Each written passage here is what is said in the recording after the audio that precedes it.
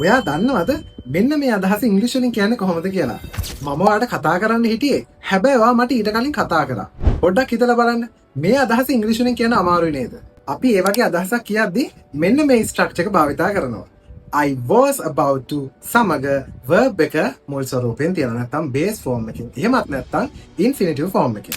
ඒ වගේම කියන්න ඕනේ මේ ස්ට්‍රක්චර් එක අපි පාවිච්චි කරන්නේ ඔයා අතීතයේදී කරන්න ඔන්න මෙන්න හිටපු දෙයක් ගැන කියන්නේ. හැබැයි ඒ දේ මේ වෙද්දී ඔයා කරලා නැහැ. ඔයා කියනවා නැත්නම් ඔයා අදහස් කරනවා ඔයා ඒ දේ අතීතයේ යම්කිසි වෙලාවක කරන්න ඔන්න මෙන්න හිටියා කියලා. ඒ වගේ අදහසක් කියත් තමයි අපි මෙන්න මේ ස්ට්‍රක්චර් එක පාවිච්චි කරන්නේ.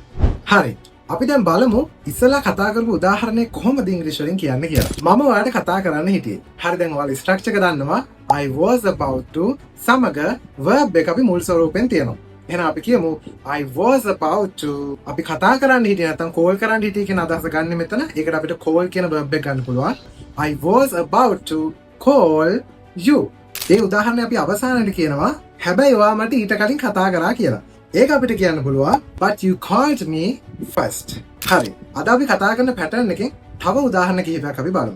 මම කන්න හිටියේ. දැන් අපිට කනවා කියන අදහස ගන්න eat ගන්න පුළුවන්. එහෙනම් අපිට කියන්න පුළුවන් I was about to eat. නැත්නම් මම කන්න සූදානම් වෙලා හිටියේ. හැබැයි මම කෑවේ නැහැ.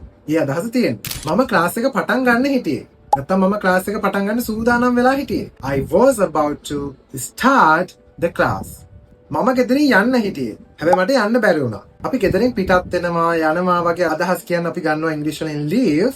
එහෙනම් අපිට කියන්න පුළුවන් I was about to leave the house. එහෙනම් මේ අදහස කොහොමද අපි ඉංග්‍රීසි වලින් කියන්නේ? මම ඔයාට මැසේජ් එකක් එවන්නයි හිටියේ. නැත්නම් මම ඔයාට මැසේජ් එකක් එවන්න හිටියේ. කොහොමද ඒක අපි ඉංග්‍රීසි වලින් කියන්නේ? ඒක ඔයාලට මේ වීඩියෝ එකේ පහළ තියෙන comment box එකෙන් හදලා දාන්න පුළුවන්. මම උදව් කරන්නම්. මැසේජ් එකක් ඔයාට යවනවට අපි කියනවා send you a message. එහෙනම් ඔයාට හදලා දාන්න පුළුවන්.